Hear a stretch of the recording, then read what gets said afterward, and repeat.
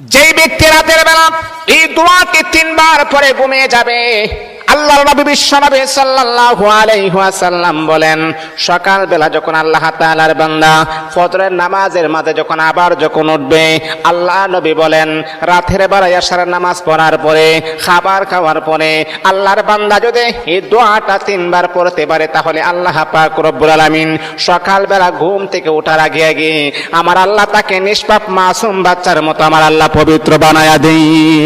দোয়াটা সবাই আমরা জানি, আমরা সবাই কিন্তু দোয়াটা জানি, কিন্তু আমরা আমল করি না। দোয়াটা হলো আস্তাগফিরুল্লাহাল্লাযী লা ইলাহা ইল্লা হুয়াল হাইয়ুল কাইয়্যুম ওয়া আতুবু ইলাইহি লা হাওলা ওয়ালা কুওয়াতা ইল্লা বিল্লাহিল আলিয়্যিল আযীম।